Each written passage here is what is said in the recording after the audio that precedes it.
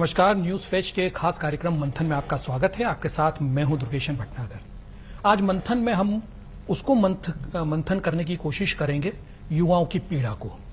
युवा किस तरीके से आहत हैं, आहत इस वजह से कि राजीव गांधी युवा मित्र इंटर्नशिप योजना गहलोत सरकार लेके आती है और जब भजनलाल सरकार आती है तो उसे बंद कर देती है। करीब 5000 जो युवा हैं वो इससे प्रभावित होते हैं।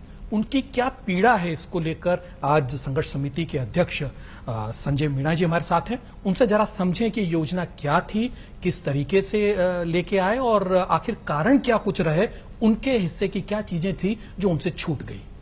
संजय जी, आपका बहुत बहुत स्वागत है। राजीव गांधी युवा मित्र योजना बड़े दमखम के साथ गहलोत सरकार ने निकाली और युवाओं को जो है वो एक रोजगार देने की कोशिश की गई थी। पहले 2500 और उसके बाद 5000 युवाओं को इससे जोड़ा गया और सरकार बदलती है। सरकार कहती है कि हम कोई भी जनहित की जो योजना है, भजनलाल सरकार आती है, जनहित की जो भी योजना है उसको ना बंद करने की बात कहती है, लेकिन उसके बावजूद इस योजना को बंद कर दिया जाता है। युवाओं के साथ कुठाराघात होता है। जरा समझाएं पहले हमको कि ये योजना क्या थी। देखिए सर, सबसे पहले 2003 से 2008 का वसुंधरा राजे का कार्यकाल था जी। ये ऐसा नहीं है कि गहलोत जी के टाइम ही शुरू हुआ है। ये पूर्व की सरकारों में भी इस तरीके की भर्ती की गई थी। इनका काम जन कल्याणकारी योजनाओं पे ही रहता था। तो वसुंधरा जी के समय में 400 राजस्थान युवा विकास प्रेरकों की भर्ती की गई थी। वो इस काम को निरंतर कर रहे थे। पर्टिकुलर एक पंचायत समिति पे वो 2 लोग कार्यरत थे। आदरणीय अशोक गहलोत जी की सरकार आते ही इन्होंने बजट घोषणा करते हुए 400 के आंकड़े को बढ़ा के 2500 किया और इनको नया नाम दिया गया था राजीव गांधी युवा मित्र। तो एक राजीव गांधी युवा मित्र नाम देने से जरूरी है कि राजनीतिक मुद्दा बन गया। तो जबकि जो पहले की सरकारों ने जिस मंशा के साथ इनकी भर्ती की गई थी उन्हीं के अनुरूप ये कार्य जारी था। और आपको मैं बताना चाहूंगा कि केंद्र सरकार व राजस्थान सरकार की तमाम जो योजनाएं जो गांव ढाणी तक अंतिम छोर के व्यक्ति तक नहीं पहुंच पाती थी, उन लोगों को इन योजनाओं का जो पात्र व्यक्ति है उसको योजना का लाभ दिलाने का काम इन राजीव गांधी युवा मित्रों ने किया था और निरंतर ये काम कर रहे थे। 2023 मतलब मैं यहाँ समझना चाह रहा हूँ, ये वही काम थे जो डिजिटलाइज जो होने के बाद जिस तरीके से गांव के लोग जो है वो डिजिटल क्रांति को नहीं समझ रहे थे, ये मोबाइल को नहीं समझ रहे थे, कंप्यूटर को नहीं समझ रहे थे, जो ये पूरा डिजिटलाइज हुआ था, क्या उसके अंदर आप लोग उनकी हेल्प करते थे, सहायता करते थे?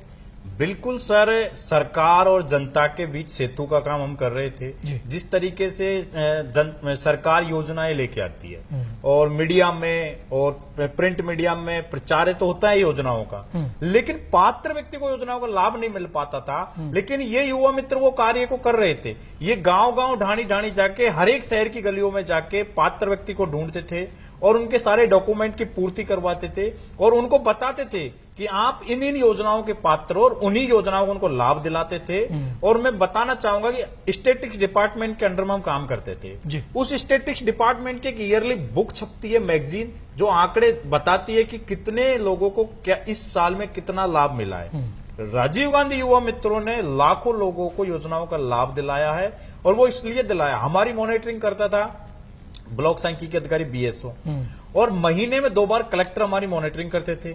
बाकायदा कलेक्टर हमसे रिपोर्ट लेते थे कि जैसे सरकार की मुफ्त दवा योजना है, मुफ्त जांच योजनाएं हॉस्पिटलों में मिल रही है, नहीं मिल रही, आंगनवाड़ियों में सैनिटरी नैपकिन का वितरण हो रहा है, नहीं हो रहा, बाल गोपाल योजना के तहत दूध बच्चों को मिल रहा है, नहीं मिल रहा, बच्चों को निःशुल्क पोशाक मिल रही है, नहीं मिल रही, किसानों को उन योजनाओं का लाभ मिल रहा है, नहीं मिल रहा। तमाम मॉनिटरिंग होती थी। हम बकायदा टारगेट बेस पे हम काम करके देते थे और उसी का नतीजा था कि पिछले कार्यकाल में पेंशन 0 पेंडेंसी रही थी, किसी भी व्यक्ति का सत्यापन अधूरा नहीं। इसी फोन से हमने घर घर जा जाके जो वृद्ध लोग ई मित्र तक जाने की हिम्मत नहीं कर पाते हैं या उनके बच्चे पढ़ाई या रोजगार की बदौलत शहरों में चले गए तो उन पेंशन है उनकी रुक जाती थी, घर जा जाके हमने उनका सत्यापन किया है, उनकी पेंशन को बंधाने का काम किया। तो ऐसे हमने कितनी विधवा बहनों को पेंशन दिलाने का काम किया। तो ये आम जनमानस के लिए बहुत ही अच्छा एक ये योजना काम कर रही थी और बहुत लोगों को इस योजना का लाभ मिल रहा था। लेकिन न जाने किस तरीके से बिना कोई समीक्षा हुए, मैं यहां पूछना चाहूंगा, जिस तरीके से राजीव गांधी युवा मित्रों की सेवाएं समाप्त की है, तो एक किसी भी भर्ती को रोकने या किसी को हटाने का एक कारण बताया जाता है।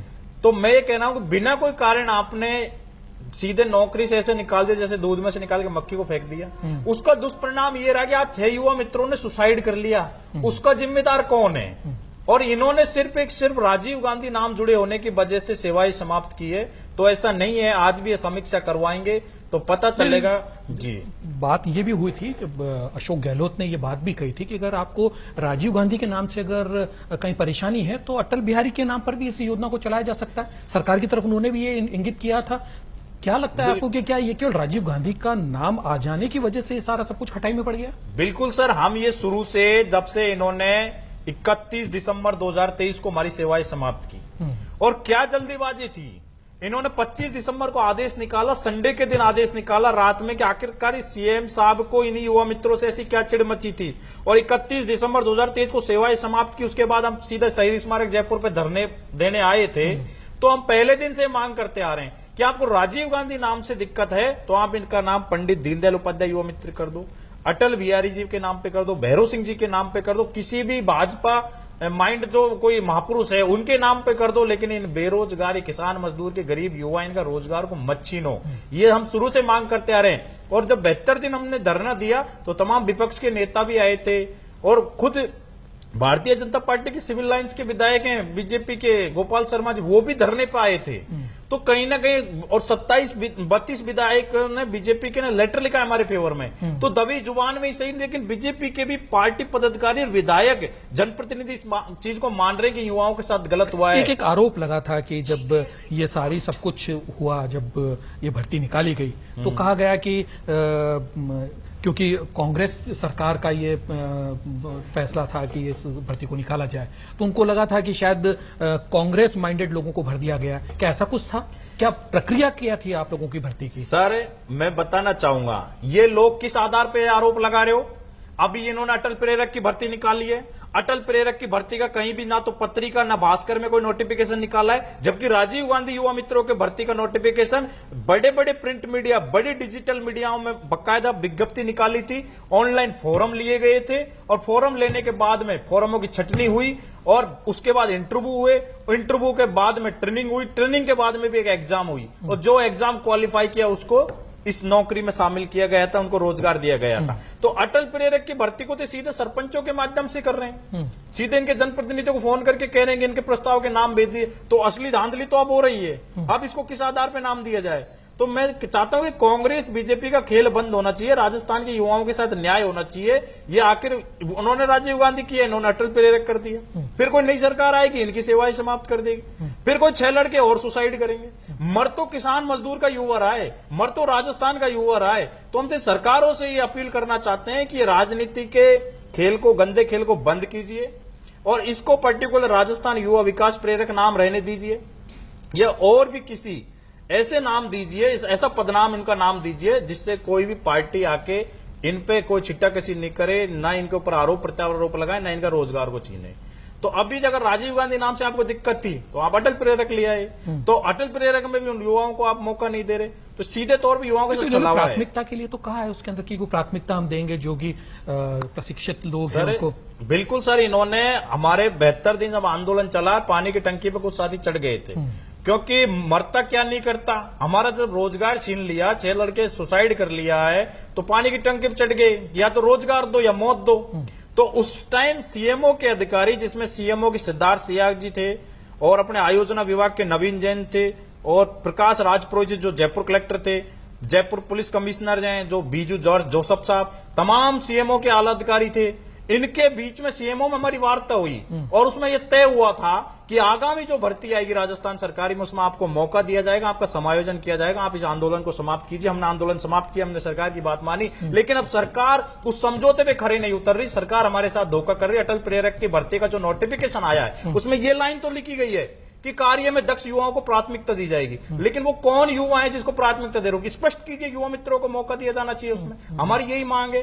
तो हम तो चाहते हैं चाहे आप अटल प्रेरक में शामिल करो या किसी भी भर्ती में शामिल करो, इन युवाओं को इनका रोजगार लौटाओ, वरना हम अब फिर से आंदोलन कर रहे हैं। अभी हमने कोटा में हल्ला बोल इंसाफ रैली निकाली, फिर उदयपुर में निकाली, अब परसों 4 अगस्त को हम बीकानेर में हजारों लोगों के साथ सड़कों पर उतरेंगे, आंदोलन करेंगे। हम इंसाफ लेने के लिए आंदोलन कर रहे हैं और हमारा अंतिम पड़ाव जयपुर में होगा, जिसमें बड़े रैली, बड़ा आंदोलन की हम विचार करें, जिसमें हमारे परिवारजनों को साथ लेके आएंगे, या तो हम मौत लेके जाएंगे, रोजगार लेके जाएंगे, क्योंकि बेरोजगारी कैंसर से बड़ी बीमारी होती है। सरकार ने मरने को हमको मजबूर कर दिया। हम संजय जी, बिल्कुल आपका जो दर्द है वो बिल्कुल साफ है।